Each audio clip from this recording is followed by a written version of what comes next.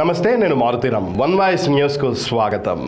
సిద్దిపేట జిల్లా గజ్వేల్ ఇందిరా పార్క్ చౌరస్తా వద్ద అమావాస్య సందర్భంగా అమావాస్య అన్నప్రసాద వాసవి సేవా సమితి ఆధ్వర్యంలో సిద్ధి భిక్షపతి లక్ష్మీ నరసింహ దంపతుల సౌజన్యంతో అమావాస్య అన్నదాన కార్యక్రమం నిర్వహించారు. ఈ కార్యక్రమంలో పాల్గొన్న మాజీ మున్సిపల్ చైర్మన్ గాడిపల్లి భాస్కర్, మాజీ కౌన్సిలర్ సుభాష్ చంద్రబోస్, నాచారం దేవస్థానం మాజీ డైరెక్టర్ నంగునూరి సత్యనారాయణ మాట్లాడుతూ అన్నదానం మహాదానమని, అమావాస్య రోజున అన్నదానం కానీ వస్త్రదానం కానీ ఏదైనా వస్తుదానం చేసిన పుణ్యం లభిస్తుందన్నారు. దాదాపు 5 సంవత్సరాల నుంచి నిర్విరామంగా ప్రతి అమావాస్య రోజున అమావాస్య అన్నదాన కార్యక్రమం నిర్వహించడం అభినందనీయమని కొనియాడారు. ఈ కార్యక్రమంలో సిద్ధి భిక్షపతి, సిద్ధి రామచంద్రం, నేతి శ్రీనివాస్, గోలి సంతోష్, ఐతా సత్యనారాయణ, రుక్మయ్య, దొంతుల సత్యనారాయణ, కైలాస ప్రభాకర్, భద్రయ్య, కాశీనాథ్, దోబకుంట లక్ష్మణ్, గందే సంతోష్ తదితరులు పాల్గొన్నారు.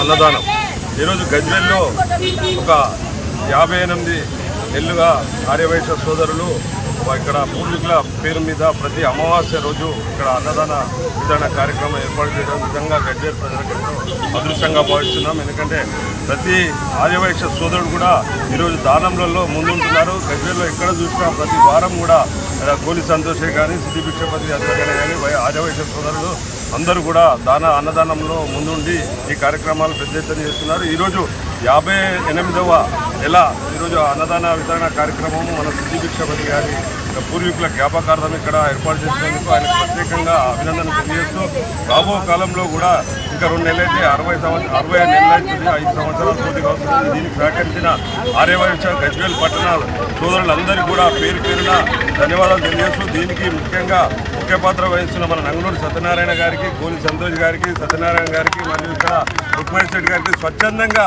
ఈ కార్యక్రమాన్ని ముందుకు తీసుకుపోతున్నారు. గజ్వేల్లో ఎలాంటి స్వార్థాపేక్ష లేక బీదవారికి ఈరోజు సత్యనారాయణ కానీ, గోలి సంతోషే కానీ గజ్వేల్లో కనబడారంటే అరే ఇంత ఆకలితోటి అలమటిస్తున్న వారికి అన్నం దొరుకుతుందనే ఒక సందేశం గజ్వేల్ ప్రజలకు అందరికీ కూడా గతం నుండి ఇప్పటి వరకు కూడా కొనసాగిస్తున్నారు. వారికి ప్రత్యేకంగా సంతోష్ గారికి, సత్యనారాయణ గారికి మరియు ఈ కార్యక్రమం ప్రతి ఒక్కరికి కూడా పేరు పేరున ధన్యవాదాలు తెలియజేస్తున్నారు.